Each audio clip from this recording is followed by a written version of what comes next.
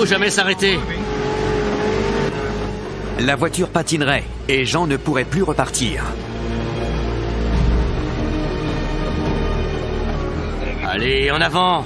Allez! Allez!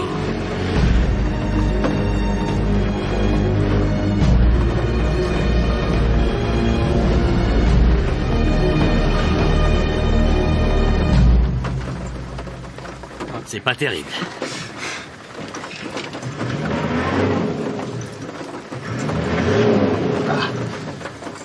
Bon, là, je suis mal barré. J'aperçois une hyène sur ma droite. Mais ça ne m'aide pas beaucoup pour le moment.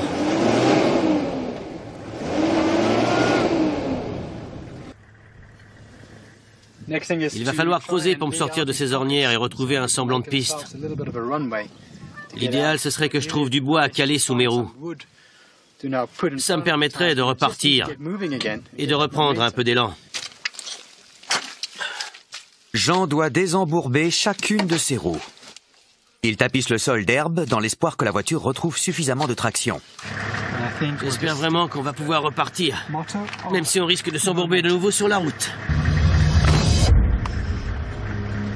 Enfin, la piste. On ne peut pas appeler ça une route.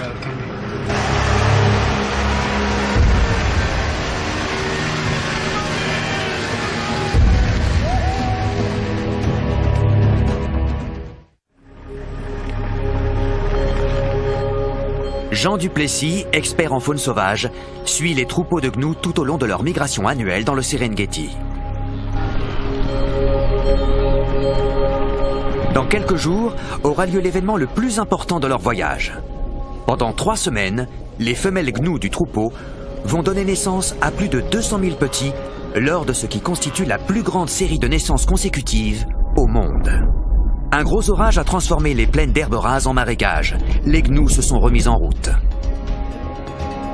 Jean se trouve dans une zone appelée Morukopi, d'où il espère assister à la mise bas.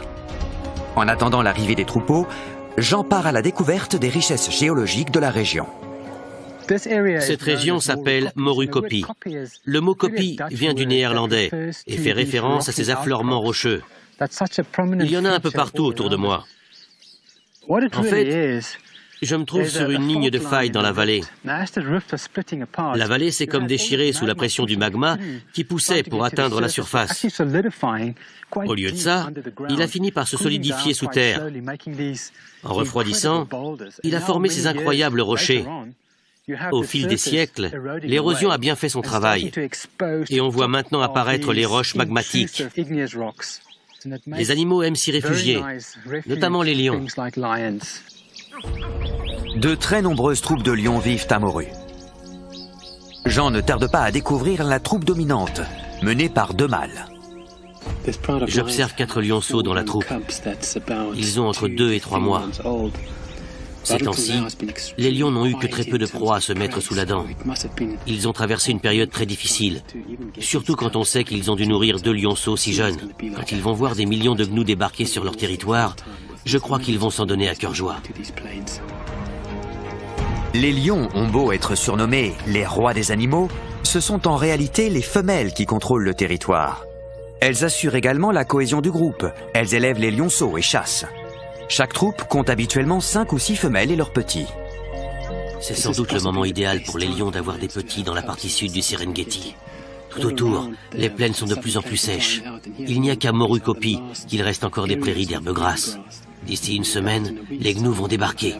Avec tous les troupeaux qui circuleront bientôt ici, les lions pourront de nouveau chasser. Ils disposeront d'une source permanente de nourriture.